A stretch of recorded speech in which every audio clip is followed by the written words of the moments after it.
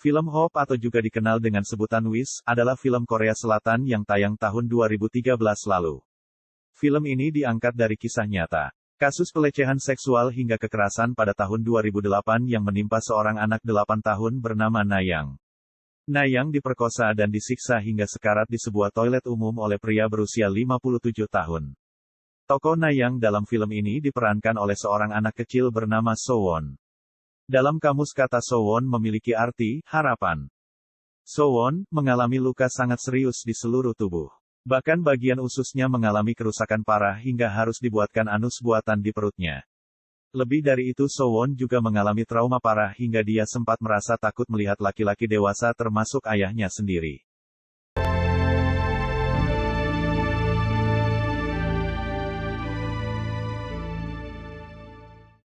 Cerita berawal ketika Sowon, seorang gadis yang berusia 8 tahun berangkat ke sekolah sendirian. Sebelum sampai ke sekolah, di sebuah gang dekat pintu masuk sekolah, Sowon dihadang oleh seorang pria setengah tua. Pria tersebut mencegatnya dan meminta Sowon untuk berbagi payung dengannya. Kondisi saat itu sedang hujan dan sangat sepi. Bahkan di depan sekolah tidak ada satpam yang menjaga. Tidak diketahui siapapun, hari itu Sowon menjadi korban pemerkosaan dan penyiksaan di sebuah gedung kosong dekat sekolahnya sendiri.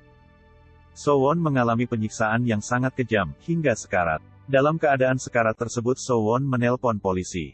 Polisi segera datang ke lokasi, dan mendapati Sowon sudah tidak berdaya. Segera Sowon dibawa ke rumah sakit terdekat. Orang tua Sowon mendapat kabar dari polisi saat sedang bekerja. Segera ayah Sowon pergi ke rumah sakit untuk melihat kondisi anaknya. Ibu Sowon juga menyusul ke rumah sakit untuk melihat kondisi anaknya. Ibu Sowon datang penuh dengan wajah resah dan gemetar. Saat melihat kondisi Sowon yang penuh dengan luka dan hanya terdiam, ibunya menangis dan tidak bisa berbuat apa-apa. Kondisi Sowon sangat memprihatinkan, dokter segera membawanya ke ruang operasi. Selama operasi berlangsung, ibunya terlihat khawatir juga penuh dengan rasa amarah. Di tengah operasi berlangsung, seorang dokter memanggil ayah Sowon. Dokter menjelaskan bahwa Sowon harus dibuatkan anus buatan. Usus besar dan anus juga harus dibuang, karena mengalami kerusakan yang sangat parah. Jika tidak dibuang dan dibuatkan anus buatan, Sowon akan meninggal dunia. Ayah Sowon hanya bisa pasrah, mendengar penjelasan dokter tersebut. Terlebih Sowon juga harus hidup selamanya, dengan anus buatan di perutnya.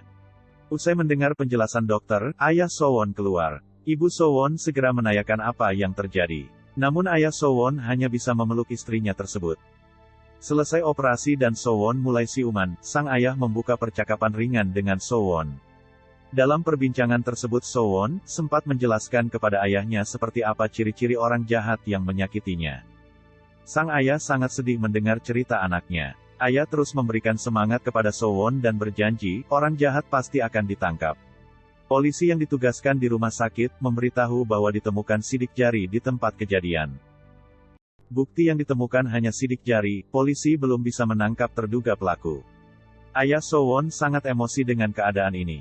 Di kantor polisi, ayah Sowon dijelaskan bahwa pelaku bisa segera ditangkap apabila Sowon mau bersaksi secara langsung siapa pelakunya.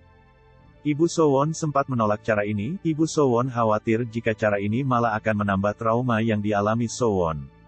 Polisi yang berada di rumah sakit, memberikan solusi agar kesaksian Sowon ini didampingi oleh seorang terapis. Terapis mendapat izin dari Ibu Sowon. Terapis mulai mengajak bicara Sowon yang masih penuh dengan rasa trauma. Sowon akhirnya mau membuka pembicaraan setelah dipancing dengan Kokomong, yang merupakan karakter idolanya. Terapis pelan-pelan mengajaknya berbicara dan polisi memberikan foto daftar yang diduga pelaku kejahatan. Dari sekian banyak foto, Sowon akhirnya menunjuk foto satu orang yang telah berbuat jahat kepadanya. Setelah mendapat kesaksian dari Sowon, polisi segera menangkap pelaku. Mendengar pelaku sudah tertangkap, ayah Sowon pergi ke kantor polisi.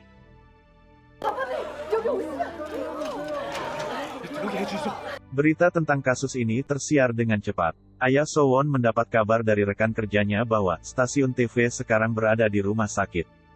Tidak ingin anaknya menjadi sorotan media, ayah Sowon segera membawa anaknya menuju kamar lain agar aman dari kamera wartawan. Sampai di kamar, Sowon bingung dengan apa yang terjadi. Ayahnya yang mencoba membersihkan cairan feses, malah membuat Sowon mengingat kejadian yang menimpanya. Malam hari, ayahnya mencoba menemui putrinya. Namun Sowon malah menutup diri dengan selimut. Sowon mengalami trauma, dia sangat ketakutan jika melihat pria dewasa. Bahkan kepada ayahnya sendiri. Apa salah?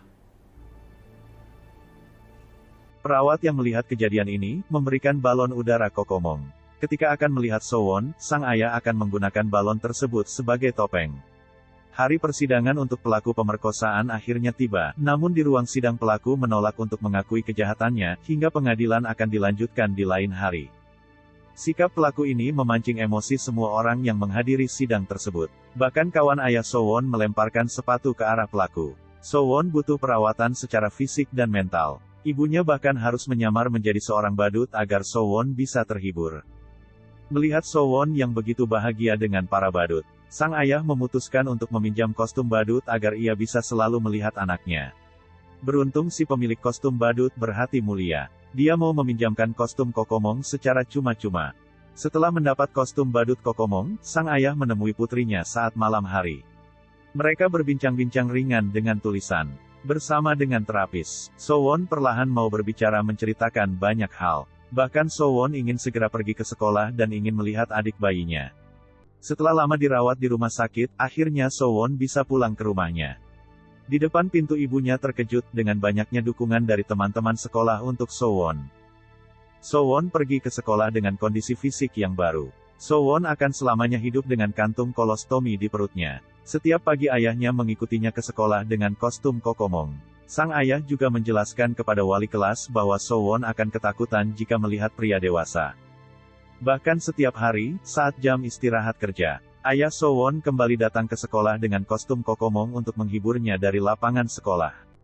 Hingga suatu hari, Sowon menyadari bahwa Kokomong adalah ayahnya sendiri. Sowon mulai bisa melihat ayahnya tanpa rasa takut. Ayah Sowon menemui pelaku. Pembicaraan sangat menyebalkan terjadi. Si pelaku tidak mau mengakui kesalahannya, bahkan dia bersikap congkak kepada ayah Sowon. Hari persidangan kedua berlangsung. Si pelaku masih saja tidak mau mengakui kesalahan bejatnya.